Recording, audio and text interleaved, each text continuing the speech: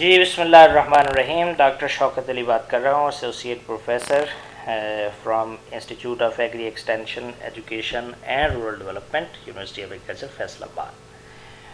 तो ये हमारे जो ऑनलाइन लेक्चर्स हैं उस सिलसिले में आज हमारा ग्रुप कॉन्टैक्ट मेथड्स के हवाले से दूसरा लेक्चर है।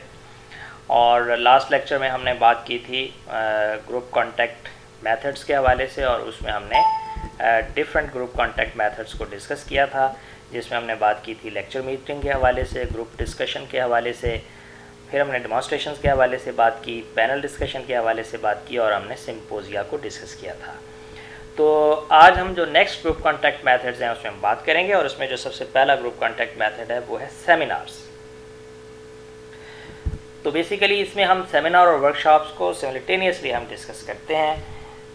बेसिकली जो सेमिनार का कॉन्सेप्ट है ये है कि इसमें आप स्कॉलरली आप इसमें डिस्कशन करते हैं सेमिनार में, और ये एक kind of short time activity होती है। और मोस्ट प्रॉब्ली इसमें जो रिज़ल्ट्स होते हैं डिफरेंट ट्रायल्स के, या समझ लें कि डिफरेंट प्रोडक्शन टेक्नोलॉजी को के हवाले से जो एक्सपर्ट्स ने जो एक्सपेरिमेंट्स किए हुए होते हैं उनके जो रिज़ल्ट्स हैं वो सेमिनार के अंदर डिस्कस किए जाते हैं। तो इस तरह से हम ये अज्यूम करते हैं कि जो सेमिनार की ऑडियंस है वो लिटरेट होगी, वो पढ़ी लिखी होगी, वो होमोजीनियस होगी, और तो इस तरह से उसकी जो टाइम है वो भी 1 से 2 घंटे तक या जैसा 3 घंटे तक वो सेमिनार जो है वो हो सकता है। और इसमें सेमिनार में फिर ये भी होता है कि आम तौर पर कोई एक एक्सपर्ट ही उसमें टॉक करता है और वो 1-1.5 घंटे में अपनी बात जो है वो मुकम्मल कर लेता है। तो ये सेमिनार का कॉन्सेप्ट है।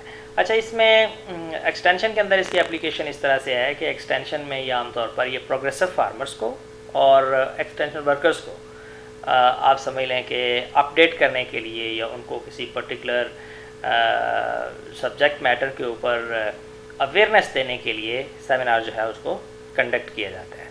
यानी प्रोग्रेसिव फार्मर्स या फिर जितने भी हमारे एक्सटेंशन वर्कर्स होते हैं, फ्रंट लाइन एक्सटेंशन वर्कर्स, उनकी अवेयरनेस के लिए या उनकी कैपेसिटी बिल्डिंग के लिए सेमिनार्स ऑर्गेनाइज किए जाते हैं। और इसी निस्बत से चूँकि इसके अंदर अब रिसर्च फाइंडिंग्स होती हैं या स्कॉलरली डिस्कशन होती है, तो यही वजह है कि हम यहाँ हमारे जो एकेडेमिया के अंदर जो एमएससी के स्टूडेंट्स होते हैं या जो एमफिल के स्टूडेंट्स या पीएचडी के स्टूडेंट्स जब अपना रिसर्च वर्क प्रेजेंट कर रहे होते हैं तो उस एक्टिविटी को हम सेमिनार का नाम देते हैं। तो जो दूसरा ग्रुप कॉन्टैक्ट मेथड है वो है वर्कशॉप। वर्कशॉप जो है ये सेमिनार जो है ये आमतौर पर one way flow of information इसमें ज़्यादा होता है, और इसमें आप ये भी समझिए कि इंटरेक्टिव एक्टिविटीज़ बहुत कम होती हैं, लेकिन वर्कशॉप्स के अंदर इंटरेक्टिव एक्टिविटीज़ ज़्यादा होती हैं। और ये एक लंबे टाइम की एक एक्टिविटी हो सकती है, 8 से 10 घंटे की वर्कशॉप हो सकती है, यानी डे लॉन्ग की, 2 दिन की वर्कशॉप हो सकती है, 3 दिन की वर्कशॉप हो सकती है। तो वर्कशॉप में जैसा कि मैंने बताया, जैसा कि इसके नाम से ज़ाहिर है वर्क एंड शॉप्स, यानी ये एक ऐसी प्लेस है जहाँ पे आप कुछ ना कुछ हैंड्स ऑन एक्टिविटी कर रहे होते हैं, अपने हाथों से कोई ना कोई काम कर रहे होते हैं कोई ना कोई। तो इस तरह से इसको हम, इस तरह की एक्टिविटी जो होती है उसको हम क्या कहते हैं, उसको हम वर्कशॉप कहते हैं। तो वर्कशॉप के अंदर जैसे कि मैंने बताया आपको कि इंटरेक्टिव एक्टिविटी ज़्यादा होती है। फॉर एग्जांपल आप एक वर्कशॉप कंडक्ट करवा रहे हैं, ऐसे मैं आपको एग्जांपल दे रहा हूँ सिंपल सी, और उसमें आप बताना चाह रहे हैं अपने ऑडियंस को कि जो जर्मिनेशन है किसी भी सीड की, उसको किस तरह से टेस्ट किया जाता है, उसको टेस्ट क्यों किया जाता है, और उसके बेनिफिट्स क्या हैं, और अगर उसको टेस्ट ना किया जाए तो उसके क्या नुकसानात हो सकते हैं।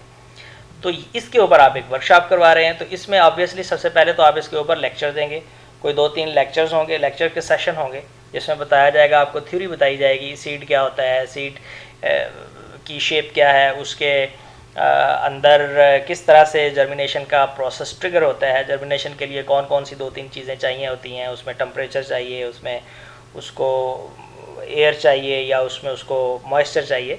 तो ये सारी आप उनको थ्योरी बताते हैं। और फिर अल्टीमेटली आप उनको ये बताते हैं कि आप अब क्या है इसकी जो जर्मिनेशन है उसको किस तरह से आपने टेस्ट करना है। तो बाकायदा इसका आप उनको कोई प्रैक्टिकल करवाते हैं, यानी हैंड्स ऑन एक्टिविटी आप करवाते हैं, ठीक है। तो उसमें यह है कि वो सारा फिर लोग अपने अपने जो ट्रेज हैं वो वहाँ पे लगा के चले जाते हैं और 2 दिन के बाद आते हैं तो वहाँ आके देखते हैं तो वहाँ उनकी जर्मिनेशन हुई होती है। तो यानी मैं असल में आपको ये समझा रहा हूँ कि वर्कशॉप एक ऐसी एक्टिविटी है जो 2-3 दिन तक 4 दिन तक चल सकती है। सेमिनार की निस्बत ये एक लंबे टाइम की एक एक्टिविटी है और इसमें इंटरेक्टिव एक्टिविटी ज़्यादा होती है, यानी इसमें बाकायदा आप हैंड्स ऑन एक्टिविटी इसमें ज़्यादा करते हैं। तो इस तरह की जो एक्टिविटी होती है उसको हम वर्कशॉप बोलते हैं। अच्छा, नेक्स्ट इसमें है टूर्स और फील्ड ट्रिप, टूर्स और ट्रिप।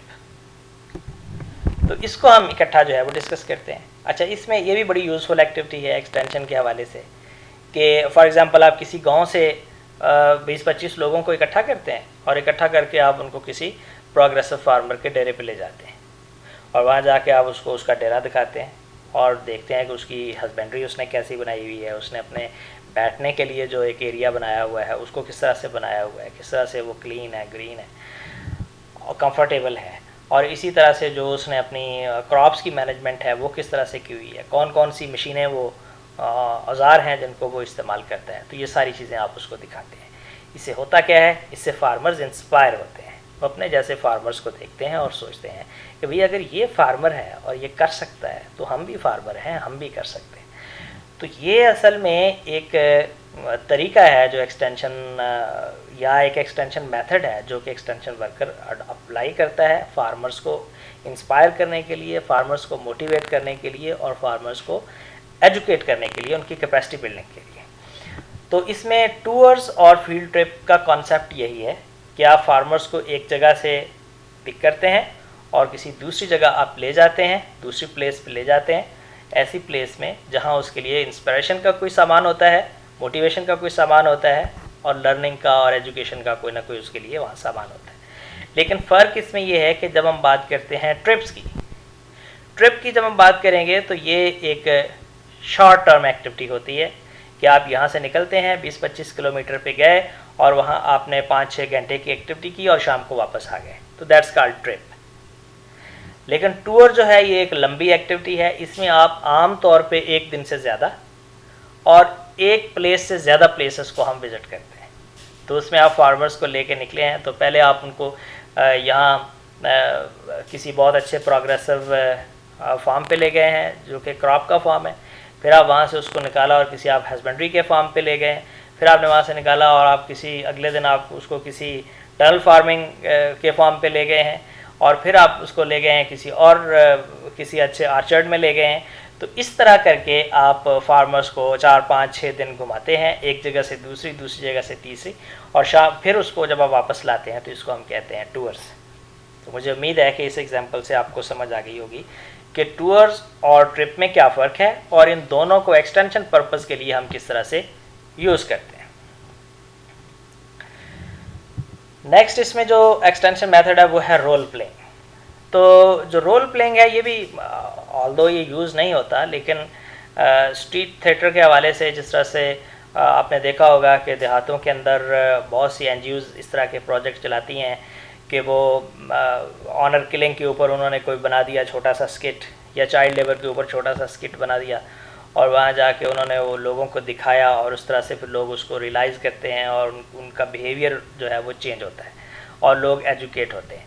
तो इसी तरह से एक्सटेंशन के अंदर भी जो रोल प्लेइंग है ये लोगों को एजुकेट करने की एक टेक्निक है और ख़ास तौर पे ये उन लोगों को एजुकेट करने के लिए इसका ज़्यादा यूज़फुल है अगर लोग बहुत ज़्यादा इलिटरेट हों और उनकी कम्प्लेक्स फिनोमेना को समझने की कैपेसिटी बहुत कम हो, यानी लोग बहुत ज़्यादा अनएजुकेटेड हों, इलिटरेट हों और फिर इसके साथ साथ कम्प्लेक्स फिनोमेना को समझने की उनकी सलाहियत भी कम हो। फॉर एग्ज़ाम्पल आप फार्मर्स को ये बताना चाहते हैं कि आप किस तरह से लोन ले सकते हैं प्राइम मिनिस्टर की किसी स्कीम से और उसकी मदद से आप अपना कारोबार कोई कर सकते हैं, जानवर पाल सकते हैं, कोई मुर्गी खाना खोल सकते हैं वगैरह वगैरह, और इस बारे में आप लोगों को एजुकेट करना चाहते हैं। एजुकेट आप करना चाहते हैं उनको तरीका बताना चाहते हैं कि आपने लोन कैसे लेना है। तो अब लोन लेने का जो तरीका है ज़ाहिर है ये कॉम्प्लेक्स है। सबसे पहले आप पटवारी के पास जाएं, वहाँ से पासबुक लें, फिर आप वहाँ से गर्दावर के पास जाएं, साइन करवाएं, फिर तहसीलदार के पास जाएं, फिर बैंक में चले जाएं, बैंक से ये फॉर्म लें, वो फॉर्म लें, कैशियर के पास मैनेजर के पास जाएं, फिर आप एमसीओ के पास जाएं, फिर कैशियर के पास। तो ये सारा एक प्रोसेस है, कॉम्प्लेक्स है। अब इस प्रोसेस को आसान बनाने के लिए आप क्या करते हैं, फार्मर्स में से ही 6-7 लोग ले लें, या आप अपने लोगों की कोई टीम तैयार कर लें, और करने के बाद उनको आप रोल दे दें। एक को आप फार्मर का रोल दे दें, दूसरे को आप रोल दे दें पटवारी का, तीसरे को दे दें गर्दावर का, चौथे को दे दें तहसीलदार का, पाँचवें को आप जनाब रोल दे दें बैंक के मैनेजर का, फिर आप एक रोल दे दें एमसीओ का, और एक को रोल दे दें आप कैशियर का। तो इस तरह से आप इन सब लोगों को बिठा दें, और जिस तरह से कोई भी एक प्ले जो है या एक एक्ट जो है वो किया जाता है, उस तरह से आप इसको करना शुरू कर दें। सबसे पहले फार्मर जो है वो पटवारी के पास जाए, वो उससे सवाल करे, पटवारी उसको जवाब दे, गाइड करे, और वहाँ से पटवारी उसको जो भी पासबुक उसने देनी है वो दे दे, फिर वो गर्दावर के पास चला जाए। तो इस तरह से स्टेप बाय स्टेप वो तमाम जितने भी आपके आप समझ लें एक्टर्स हैं या रोल हैं उनके पास जाए, और वहाँ जाके डायलॉग करे, और अल्टीमेटली वो कैशियर से जाके पैसे वसूल कर लें। तो ये इस तरह की एक चीज़ जब डिमॉन्स्ट्रेट हो जाएगी लोगों के सामने, तो फिर उनको जहन नशीन हो जाएगा अच्छे तरीके से कि क्या प्रोसीजर है, क्या प्रोसेस है, किस तरह जाना है, कौन सी बात करनी है, आगे कौन सा जवाब आएगा, उस पर फिर कौन सा सवाल करना है। तो ये सारी चीज़ें जो है लोग एजुकेट हो जाते हैं, और फिर वो कंफर्टेबली ज़्यादा कॉन्फिडेंस के साथ जाते हैं, और जाके अपना मसला जो है वो उसको परस्यू कर लेते हैं। तो इस तरह की जो टेक्निक है एक्सटेंशन में, इसको हम रोल प्लेइंग कहते हैं।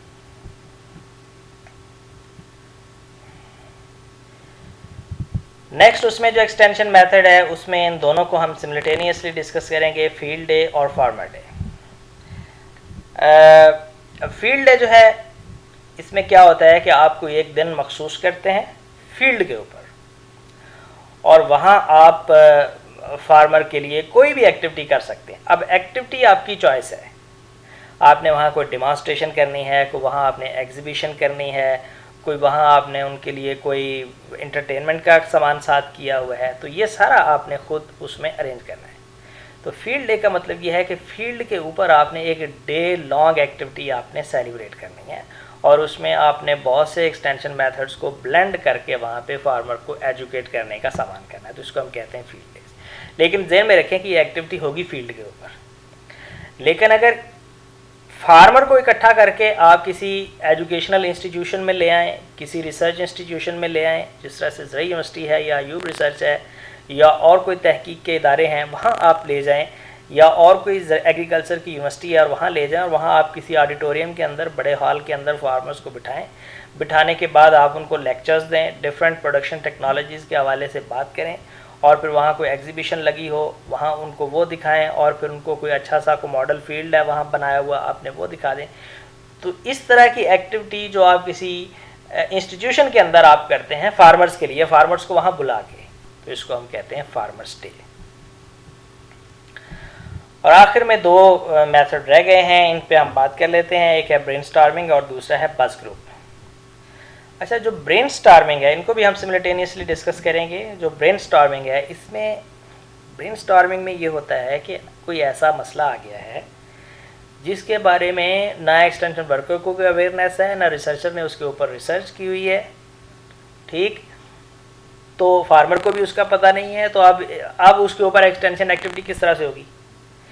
उसका तरीका यही होता है कि आप फील्ड में जाएं, फार्मर को इकट्ठा करें और ब्रेनस्टॉर्मिंग करें।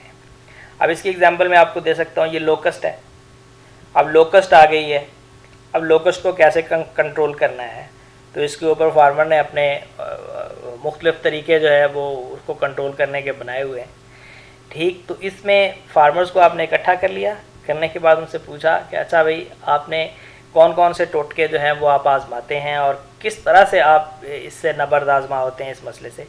तो फार्मर फिर उसमें बैठ के हर बंदा अपनी बात करता है। वो कोई जुगाड़ हो सकता है, कोई उसकी ऐसा तजर्बा हो सकता है जिसके ऊपर लोग हंसें, कोई ऐसा सवाल उसके जहन में आ सकता है जिसके ऊपर लोग हंसें। तो इसलिए हम ब्रेनस्टॉर्मिंग को कहते हैं, हम कहते हैं कि no question is nonsense question and no answer is nonsense answer, क्योंकि उसमें लोगों के पास मिनिमम इन्फॉर्मेशन होती है सब्जेक्ट मैटर के ऊपर। तो इस तरह से जो ब्रेनस्टॉर्मिंग है उसका मकसद ये होता है कि लोगों का जो भी एक्सपीरियंस है उसके इनर माइंड के अंदर जो भी बात है वो निकल के सामने आए, ताकि उससे हम कोई ना कोई मैनेजमेंट प्रैक्टिस जो है या मैनेजमेंट का मैसेज जो है वो हम डिवाइस करके लोगों के अंदर हम उसको फैलाना शुरू कर दें। ये बिल्कुल एक इमरजेंसी की सूरत में एक शॉर्ट नोटिस के ऊपर कोई ना कोई मैसेज डिवाइस करने के लिए इस तरह की हम ब्रेनस्टॉर्मिंग जो है वो एक्टिविटी करते हैं।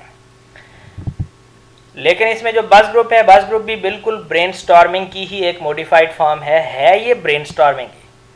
लेकिन आप देखें कि ब्रेनस्टॉर्मिंग ज़्यादा से ज़्यादा हम समझते हैं कि स्मॉल ग्रुप के अंदर हो सकती है, यानी 15 से 20 लोग या 12 से 15 लोग हों तो उनके अंदर ब्रेनस्टॉर्मिंग हो सकती है। लेकिन जैसे ही ये ग्रुप बढ़ता है तो उसमें फिर खिचड़ी पक जाती है, चूचू का मरबा बन जाता है, वो सारी डिस्कशन जो है वो फिर प्रॉपरली हो ही नहीं पाती। तो उस सारी डिस्कशन को ऑर्गेनाइज करने के लिए हम बज़ ग्रुप में चले जाते हैं।